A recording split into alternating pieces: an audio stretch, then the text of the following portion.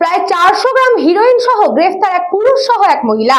ঘোলাতে গোপন সূত্রে খবর পেয়ে ঘোলা থানার পুলিশ অভিযান চালায়। খোলা মুড়াগাছা অঞ্চলে কল্যাণী এক্সপ্রেসওয়ের কাছে বিন্দাস ধাবার সামনে থেকে কৃষাণু বিশ্বাস এবং প্রিয়া বিশ্বাস এই দুজনকে গ্রেফতার করে এবং এদের কাছ থেকে প্রায় 400 গ্রাম হিরোইন পাওয়া যায়, যার আনুমানিক বাজার মূল্য প্রায় 4 লক্ষ টাকা। পুলিশ সূত্রে খবর, কৃষাণু বিশ্বাস হাসনাবাদের বাসিন্দা এবং প্রিয়া বিশ্বাস বারাসাত হৃদয়পুরের বাসিন্দা। এরা দুজনেই ঘোলা থানার অন্তর্গত এই অঞ্চলে এসেছিল হিরোইন বিক্রি করতে। গতকাল রাতে ঘোলা থানার পুলিশ কৃষাণু এবং প্রিয়াকে গ্রেফতার করে। আজ তাদেরকে 10 দিনের পুলিশ হেফাজত চেয়ে ব্যারাকপুর মহকুমা আদালতে পাঠিয়েছে।